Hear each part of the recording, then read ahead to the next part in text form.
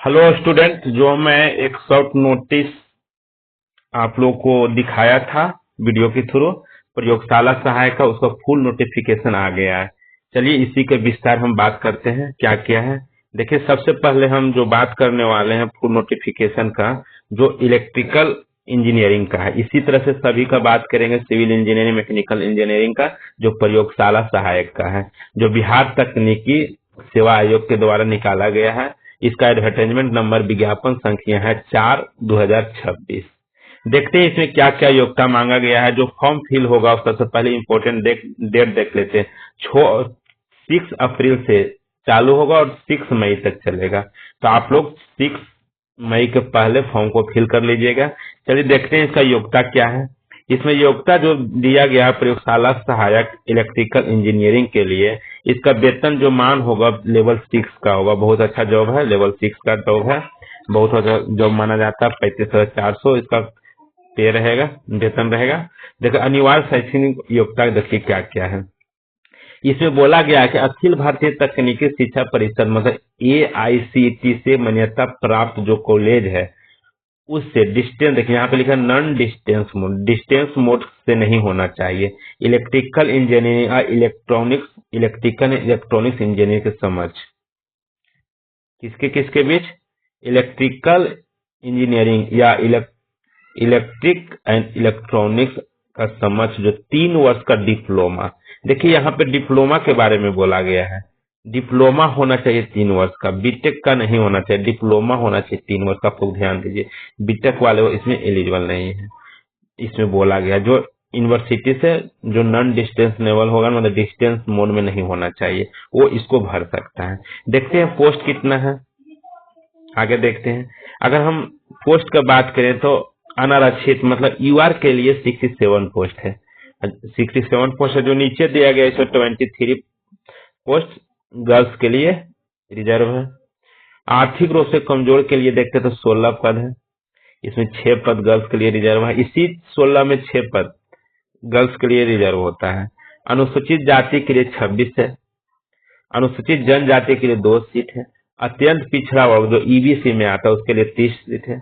पिछड़ा वर्ग के लिए 20 सीट है और पिछड़े वर्ग की महिलाओं के लिए 5 सीट है। अगर टोटल सीट का बात करें तो 166 से 166 सीट है।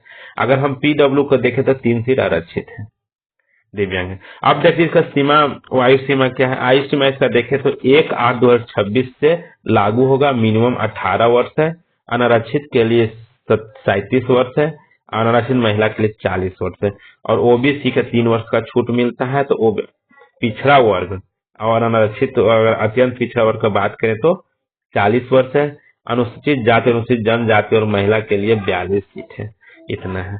अगर हम इसको क्वालिफिकेशन तो अब आप लोग को बता दिए हैं। इसमें देखते हैं एग्जाम कैसा होगा, वो हम बताने जा रहे हैं। और एग्जाम का पैटर्न क्या रहेगा उस पर बात करते हैं। जो इसका एग्जाम होगा वो नीचे दिया गया है। नीचे स्लाइड करके देखते हैं इसका एग्जाम पैटर्न क्या है। जिसका इसका चयनित अगर देखें चयनित किस तरह से होगा तो यहाँ पे देखो दिया गया है कि चयनित होगा। सबसे पहले एक प्रतियोगिता परीक्षा लिया जाएगा और जिसका कार्य अनुभव इसके आधारित पे इसमें चयनित होगा। सबसे जो 75 मार्क्स का होगा, जो कंप्यूटर बेस्ड टेस्ट होगा। यहाँ पे देखिए लिखा हुआ कंप्यूटर बेस्ड टेस्ट हो। और 25 मार्क्स जो संविदा पे है उसको दिया जाएगा, जो संविदा पे काम करता है। 1 वर्ष के लिए 5 मार्क्स और 5 वर्ष के लिए 25 मार्क्स मिलेगा। तो मिनिमम 5, 1 वर्ष के लिए 5 मार्क्स मिलेगा और अगर 5 साल के लिए तो 25 मार्क्स, टोटल मैक्सिमम 25 मार्क्स मिल सकता है और 75 मार्क्स का एग्जाम होगा। तो यहाँ पे जो संविदा के हैं इसके लिए उनका लिए फायदा हो जाएगा, इनका बेनिफिट होगा, क्योंकि 75 मार्क्स का रिटर्न होगा और 25 मार्क्स उनको संविदा पे जो वर्क एक्सपीरियंस होगा उस पे मिला जाएगा। जैसे यहाँ पे देखिए बताया गया है, अगर आप 60% लाते हैं, 60 नंबर लाते हैं, 100 मार्क्स का एग्जाम होगा, टोटल 100 मार्क्स का होगा। अगर उसमें 60 मार्क्स लाते हैं तो 60 इंटू 0.75 मल्टीप्लाई कर आपको 45 मार्क्स हो जाएगा। अगर 80 मार्क्स लाते हैं तो 80 इंटू 0.75 किया जाएगा। 25 लाते हैं तो 75 इंटू 0.75 से मल्टीप्लाई किया जाएगा। तो कोई 60 मार्क्स अगर आप ऑप्टेन किए हैं तो आपको 45 मार्क्स ये जुटेगा और 25 मार्क्स से संविदा वाला जुटेगा, जो यहाँ पे संविदा है। तो आप लोग देख सकते हैं जो कंप्यूटर बेस्ड टेस्ट होगा यहाँ पे आप लोग यहाँ पे देखिए यहाँ पे लिखा हुआ कि कुल मार्क्स 100 क्वेश्चन रहेगा। 100 क्वेश्चन को 25% में कन्वर्ट करके आप लोग को दिएगा। 2 घंटा का होगा अवधि, 2 घंटा के लिए लिया जाएगा। कुल 100 मार्क्स का रहेगा। जो क्वेश्चन पेपर है हिंदी और अंग्रेजी दोनों भाषा में उपलब्ध रहेगा, आप लोग देख सकते हैं। और इसमें देखिए यहाँ पे देखिए निगेटिव मार्किंग जोड़ा गया है, जो 1/4 निगेटिव मार्क, मतलब 4, अगर 4 क्वेश्चन गलत होता है तो 1 क्वेश्चन सही वाला चला जाएगा। 0.25 मतलब 25% निगेटिव मार्क्स उसको बोला जाता है। आप लोग देख सकते हैं। अगर कोई भी डाउट होता है तो आप लोग मैसेज कीजिएगा, कमेंट कीजिएगा, आप लोग को जवाब दे दिया जाएगा। देखिए डॉक्यूमेंट के रिगार्डिंग आप लोग को कुछ भी दिक्कत होता है तो आप लोग कमेंट कर सकते हैं, यहाँ पे हम लोग आप लोग को बता देंगे मैसेज के थ्रू। देखिए जो जनरल डॉक्यूमेंट होता है वही इसमें मांगा गया है। जिसको मैट्रिकुलेशन का प्रमाण पत्र मांगा गया है, 3 वर्ष के डिप्लोमा बोलते हैं, इसका अंक पत्र और मूल पत्र दोनों मांगा गया है। अगर अंक पत्र मूल पत्र नहीं आया तो प्रोविजनल से काम चला जाएगा।